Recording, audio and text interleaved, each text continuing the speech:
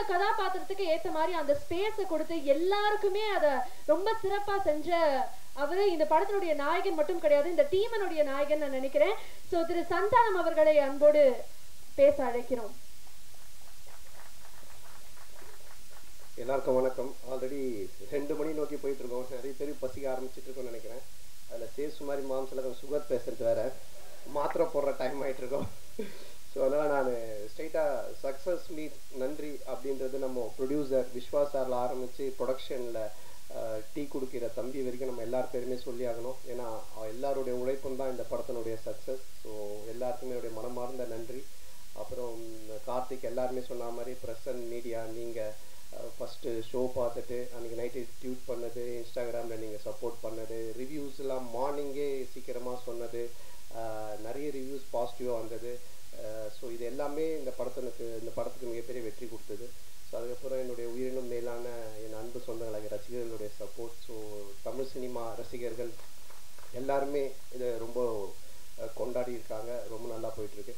அப்புறம் இந்த படத்துக்குடைய மிகப்பெரிய வெற்றிக்கு காரணம் இங்கே உட்காந்துட்டு இருக்க எல்லாருமே தான். தனித்தனியாக எல்லாரும் பேரும் சொல்ல முடியாது. ஏன்னா நான் ஆஸ் எ ஹீரோவாக அந்த கேரக்டரை நான் ட்ராவல் பண்ணி போயிட்டு இருக்கும்போது இவங்க அவங்களுடைய ஜாப் ரொம்ப நல்லா பண்ணாங்க. இவர்கிட்ட ஆரம்பித்து சாட்ட ஆரம்பித்து இங்கே உட்காந்துட்டு இருக்க எல்லாருக்கிட்டுமே நம்ம சொல்லலாம்.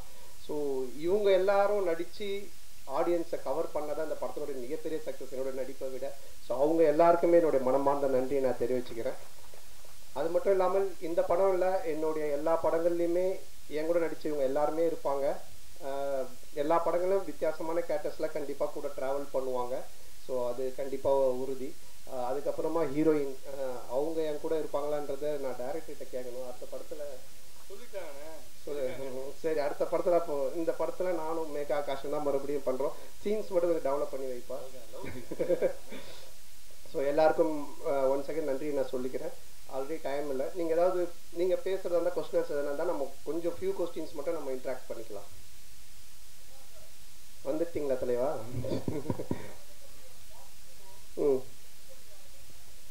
இல்லை, தெற்குப்பட்டி தென்ராசு அப்படின்னு சொல்லி நாங்கள் ஒன்று யோசிச்சு வச்சுருந்தோம். ஆக்சுவலாக வடக்குப்பட்டியிலேருந்து அந்த சைடு போயிட்டோன்னு. பட் இப்போது அதை விட வேற ஒரு ப்ராஜெக்ட் போயிட்டு இருக்கிறதுனால இது கண்டிப்பாக பண்ணுவோம். அது நீங்கள் பார்க்குறவங்க தான் முடிவு பண்ணிக்கணும். ஆத்திகராக பார்த்தீங்கன்னா இது ஒரு ஆத்திகர் படமாக தெரியும், நாத்திகராக பார்த்தீங்கன்னா இது ஒரு நாத்திகர் படமாக தெரியும். ஏன்னா மக்கள் ரெண்டுமே மிக்சடு, எல்லாருமே கலந்து சினிமா என்ஜாய் பண்ணுன்றதுனால அப்படி ஒரு கிளைமேக்ஸ் தான் டேரக்டர் வச்சிருக்காரு. நீங்கள் ஆத்திகரா நாத்திகரா? அப்போ சாமி படம் தான். சொன்னானே சார். அதே மாதிரி ஹீரோயின் உங்கள் படம் எல்லாத்துலேயுமே பிரமாதமாக இருப்பாங்க, இந்த படத்துலையும் பிரமாதமாக இருக்காங்க. ஆனால் அவங்களோட ஒரு நல்ல ஒரு டூயட்டோ இல்லை லவ் சீனோ இல்லை. அதை இப்போ கேட்டீங்க. அடுத்த படத்தில் இந்த படத்தில் காமெடி எல்லாமே எக்ஸ்ட்ரான ஜனரஞ்சகமாக பிரமாதமாக இருந்தது. அந்த விஷயம் எங்களோட அந்த ஃபீலிங்கும் இல்லை. உங்களுக்கு இது நான் எழுதி கொடுத்து கேட்ட மாதிரியே இருக்கும். யாருன்னா பார்த்தாங்கன்னா இவன் மனசில் இருக்கிறதெல்லாம் அவன் மூலமாக கேட்கறாமல. இல்லை, இப்போ கூட நான் சொல்கிறேன், இந்த காஸ்டியூமும் இந்த ஹேர் ஸ்டைலும் வேறு யாராவது போட்டு வந்தாங்கன்னா நன்னு படத்தில் வர பேய் மாதிரி தான் இருப்பாங்க. ஆனால் அவங்கள பாருங்கள் எவ்வளோ பியூட்டிஃபுல்லாக இருக்காங்கன்னு. இவங்களோட எந்த சீனுமே இல்லை தான். நான் தான் கேட்டேன் கார்த்திக்கிட்ட, இவனும் உங்களை பேர் தான் வச்சிருக்கேன், ஆனால் இந்த ரசனை வரமாட்டுது, நான் என்ன பண்ணுறது? அதனால் அடுத்த படத்தில் கண்டிப்பாக வச்சிருக்காரு. கேட்டுங்க, அவங்க கேட்குறாங்க, நான் கேட்கலங்க.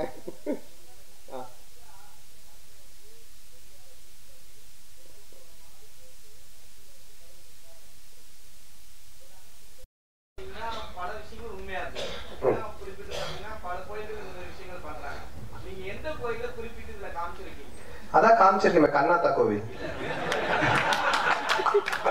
இல்ல நீ இந்த கொஸ்டினை வேற மாதிரி மீன் பண்ணி கொண்டு போற போல. அந்த மாதிரி எந்த கோவில் எதையுமே நம்ம இது பண்ணல.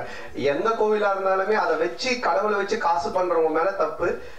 அதே மாதிரி அந்த கடவுள் நம்பிக்கையை வச்சு அரசியல் பிரச்சனை பண்றதும் தப்பு அப்படின்றதான் காமிச்சிருக்கோம். உங்களுக்கு எப்படி தோணுது? கடவுள் நம்பிக்கை இருக்கிறவங்களுக்கு இருக்கு, இல்லாதவங்களுக்கு இல்லை. ஸோ அதனால அவங்க 2 பேருக்குமே அது பொதுவாக தான் வச்சிருக்கோம். ஏன்னா என்னை பொறுத்த வரைக்கும் இருக்கு, நான் சாமி கும்பிடுறவன், நான் ஆன்மீகவாதி, நான் கடவுள் நம்பிக்கை உடையவன். இப்போ கூட கயிறு கட்டிட்டு அதனால என்னை பொறுத்த வரைக்கும் இருக்கு. இல்லாட்டி நான் சூழலை வச்சுட்டு நிற்கவே மாட்டேன். அதனால சார் இந்த படம் ரிலீஸுக்கு அப்புறம் அந்த முன்னாடி கேட்டாங்க அந்த இஷ்யூ அது மக்களுக்கு கிளியர் ஆயிடுச்சுன்னு நம்புறீங்களா? ஆமா, இல்லைன்னா இது வந்து வெற்றி படமா இருக்காது, யாருமே சிரிச்சிருக்க மாட்டாங்க, கைத்தட்டி இருக்க மாட்டாங்க, ரிவ்யூஸ் நல்லா வந்திருக்காது, நீங்க எல்லாம் வந்து பார்த்துட்டு பாராட்டி எழுதியிருக்க மாட்டீங்க. நீங்களே இந்த கேள்வி இப்ப கேட்டிருப்பீங்களா, வேற ஏதாவது தான் எழுதியிருப்பீங்க. அதனால அது மக்கள் ஏத்துக்கிட்டாங்க, மக்களுக்கு வந்து புரிஞ்சிருச்சு இவங்க என்ன சொல்ல வந்திருக்காங்க.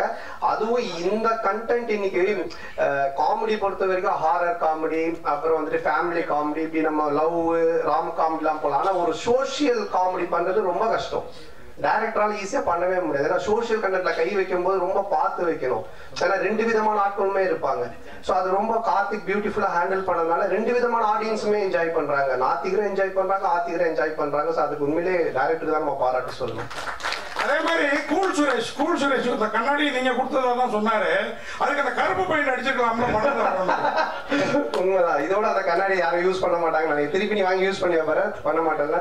அது அவன் அப்படிதான் பிக் பாஸ் வந்து ஒருத்தர்கிட்ட ஒரு ட்ரெஸ் வாங்கி வந்திருக்கான். அவன் பேர்லாம் சொல்ல மாட்டா, கண்ணாடி மட்டும் சொல்லிட்டான் இவர்கிட்ட இருந்து வாங்கினேன்ட்டு. அவனை பத்தி நீங்க பேசினா பேசிக்கிட்டே இருக்கணும். அதுதான் அவன் ஏதோ ஒன்று பண்றான், அதை கண்டுக்காதீங்க.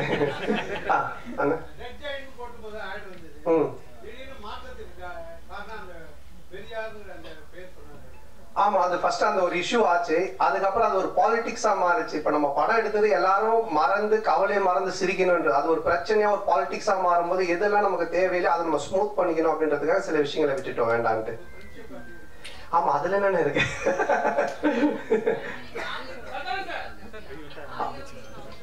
ஆமா ஆமா, அதுல ஒரு ஹீரோயின் கிடைச்சிட்டாங்க, இன்னொரு ஹீரோயின் மட்டும் கிடைக்கல.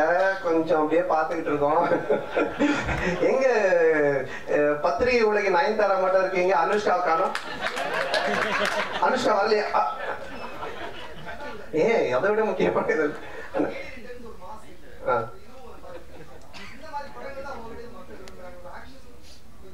இல்ல, எனக்கு பொறுத்தவரைக்கும் எல்லாருமே இப்போ பாத்தீங்கன்னா நிறைய பேர் படம் பார்த்துட்டு வாழ்க்கையில ரொம்ப இறுக்கமா இருக்கவங்க, ரொம்ப சோகமா இருக்கும், ரொம்ப பிரச்சனையா.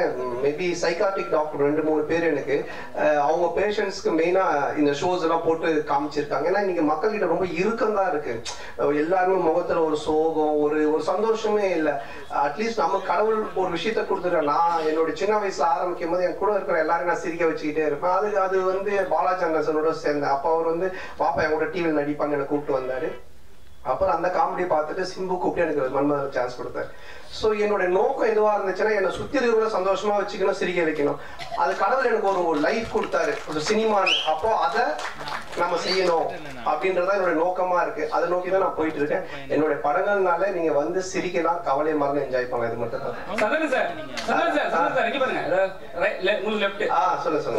படம் ஃபுல்லா சூப்பரா இருக்கு. ஆனா அந்த கட் சீன் அதுவே நல்லா இருக்கு. நீங்க இல்லன்னு சொல்லிட்டு அதை கட் பண்ணிட்டீங்களா இல்ல டைரக்ட் பண்ண வேலையா? இல்ல என்னன்னா ஒரு ஃபுல் லென்த் பார்க்கும்போது உங்களுக்கு கதை நகர்ந்து போகும்போது சில சீன்ஸ் ரொம்ப காமெடியா போயிட்டு இருந்தாலும் கதைக்குள்ள போனா கொஞ்சம் லேக் ஆகும். அப்போ அதை வந்து எடிட்டர் எடிட்டர் சார் அவரு கையில இருக்கு, எங்க கையில கிடையாது. அவரே வந்து கட் பண்ணிடுவோம். அதுக்கு தான் அவரு வேலையா கொடுத்து வச்சிருக்காங்க. இல்லைங்க இது காமெடி நல்லா இருக்கு, ஆனா பட் இங்க கதை கொஞ்சம் மிஸ் ஆகுதுன்னா அவர் கையில இருக்கு அந்த கத்திரி. சந்தானம் சார், அதே மாதிரி முன்னாடி எல்லாம் நீங்க ஹீரோவுக்கு நண்பரா வர்றப்ப கூட உங்களையே பார்த்துட்டு இருக்கணும்னு தோணும். இப்ப நீங்க ஹீரோ ஆன பிறகு உங்க கூட இருக்கிறாங்களா பெஸ்டேஸ், மாறன், ரவி மரியா சார், கூல் சுரேஷ், இவங்களெல்லாம் அவங்களுக்கு ஸ்பேஸ் கொடுத்து நடிக்கிற மாதிரி தெரியுது. இந்த மாற்றம் எதனால, எப்பயில இருந்து நடந்தது? இல்ல, இப்போ ஒரு காமெடினா அந்த காமெடி நடக்கிறதுக்கு மத்தவங்க சுத்தி இருக்கிறவங்க அதுக்கு ஆக்ட் பண்ணணும், அதுக்கு ஸ்பேஸ் தரணும். நானும் பேசுவேன் காமெடி, அவரும் பேசுவார், இவங்களும் பேசுவாங்கன்னா அது சண்டை மாதிரி ஆயிடும். அதனாலதான் நிறைய படத்துல நிறைய காமெடியன்ஸ் இருப்பாங்க, ஆனா காமெடி ஒர்க் அவுட் ஆகாது. என்ன ஆகுனா சண்டை மாதிரி ஆயிடும். என் மேல பஞ்சு முடியணும், இல்ல நான் தான் பஞ்சு பேசுவேன். அது பண்ணக்கூடாது. அங்க ஒருத்தர் செட்டிலா பிளே பண்ணணும், மத்தவங்க அது யார் பண்றாங்களோ அவங்க கொஞ்சம் பண்ண வைக்கணும். அப்பதான் காமெடி ஒர்க் அவுட் ஆகும். சோ அதை நான் இந்த படத்துல பண்ணேன். இதுக்கு முன்னாடி இதுக்கப்புறம் வர படங்களே அதான் நான் பண்ணுவேன். என்னுடைய ரோல் நான் பண்ணிட்டு சுத்தி காமெடியன்ஸ் அவங்க என்ன பண்றாங்களோ அதுக்கு நம்ம ஸ்பேஸ் கொடுத்து ஒர்க் பண்றது. சோ இதுதான் காமெடியோட ஃபார்முலாவே. இப்ப நான் ஒண்ணு சொல்றேன்னா அதுக்கு நீங்க அமைதியா இருந்தாலும் சிரிப்பு வரும். நீங்களும் நானும் மாத்தி மாத்தி பேசிட்டு தான் இருக்கும். சோ அது அந்த ஒரு ரூல். சதானி சார், இப்ப ரஜினி சார் வந்து ஒரு விஷயம் சொன்னாங்க, சங்கின் விஷயம் சொன்னாங்க சார். யாருங்க?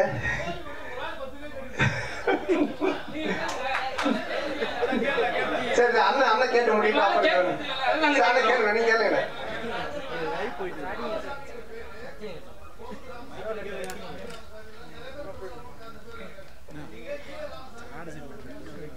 ஈவே ராமசாமி நம்ம எங்கேயும் மென்ஷன் பண்ணல. இல்லண்ணா, படம் பாத்தீங்களா? படத்துல அந்த பையன் கிட்ட வந்துட்டு கடவுள் நம்பிக்கை இல்லைன்னு ஒண்ணு சொல்லுவாங்க அவங்க அம்மா. அதாவது கடவுள் இருக்காரான்னுவாங்க. நான் இவ்வளவு கஷ்டப்படுறேன், பாலை செய்யறேன், நான் எப்படி கடவுளை நம்புறதுன்னு அவன் சொல்லுவான். அதுதான் அந்த கேரக்டர் கேட்பாரு, நம்ம ஜம்புலி ஜெகன் கேட்பாங்க. இது வந்துட்டு நம்ம வந்து இல்லைண்ணா இப்ப வந்துட்டு நீங்க குப்புசாமி, கந்தசாமி என்ன பேர் வேணாலும் வைக்கலாம் நம்ம படத்துல. ராமசாமி, வடக்குப்பட்டி ராமசாமின்னு வச்சதுக்கு காரணம் என்னன்னா, டைரக்டர் வந்து கவுண்டமணி சாரோட ஃபேன், நானும் அவருடைய ஃபேன். டிக்கி லோனான்றது அவரோட டயலாக். அதே மாதிரி வடக்குப்பட்டி ராமசாமின்றது கவுண்டமணி சாரோட டயலாக். இதுக்கப்புறம் நானும் ஆர்யா நடிக்க போற படத்துக்கும் கவுண்டமணி சார் டயலாக் தான் வச்சிருக்காங்க. இதே இந்த ஒரு டயலாக் வராம, இந்த நான் சொன்ன இந்த காரணங்கள்லாம் இல்லாமல் திடீர்னு நீங்க ராமசாமி ஏன் வச்சீங்கன்னு கேட்டீங்கன்னா அது சரியா இருக்கும். ஒரு கொஸ்டின் தான் சொன்னீங்க, 4 கொஸ்டின் கேட்டுங்கறீங்க. சார் அண்ணா இங்க பாருங்க, அண்ணா இங்க பாருங்க. இல்ல அண்ணா ஒரு நிமிஷம் முடிச்சேன் சார். அண்ணா உங்க பேர் என்னண்ணே? அண்ணாதோரா. அப்ப நீங்க வந்து ஏடிஎம்கேல வந்துட்டு இதுவா இருக்கீங்களா? டிஎம்கே வந்துட்டு ஏன் நீங்க அண்ணாதோரன் பேர் வச்சிருக்கீங்க அப்படின்னு கேட்டா என்ன சொல்லுவீங்க? என்னென்ன அடுத்த கொஸ்டின். அண்ணா சோசியல் மீடியால வந்து சங்கின் வந்து ஒரு பெரிய ஆக்டர் சொல்லிருந்தாங்க. அப்புறம் நீ அந்த ஈவேர மேட்டர் எடுத்து வந்து உங்களையும் வந்து சங்கின்னு சொன்னாங்க. அதுக்கு ஏதாவது பதில் இருக்கா உங்களுக்கு? சங்கின்றது என்னங்க, இப்ப நான் கூட 6வது, நான் வந்து 6வது இல்ல, நான் ஸ்கூல் படிக்கும்போது ஒரு பொண்ணை லவ் பண்ணியிருந்தேன். அந்த பொண்ணு பேர் சங்கீதா, நான் சங்கின்னு தான் கூப்பிடுவேன். அதுக்காக சங்கி ஆயிடுமா? என்னங்க இருக்கு? நெக்ஸ்ட். ஓகே சார், அதே டயத்துல இப்போ ஒரு கேள்வி. நெடுங்கல் ரவி சார் பேசுறப்போ வடக்குப்பட்டி ராமசாமிக்கு சலாம் போடுங்கன்னாரு. லால் சலாம் ரிலீஸ் ஆயிருக்கு, அடுத்த வாரத்தை நோக்கி போறதுனால அந்த டயலாக் யூஸ் பண்ணாரா தெரியலீங்களா? சார்கிட்ட தான் கேட்கிறேன் அவர் என்ன மீனிங்ல சொன்னார் அப்படின்னு சொல்லிட்டு. ஆனா ஏதாவது முடிச்ச லாஸ்ட் கொஸ்டினா?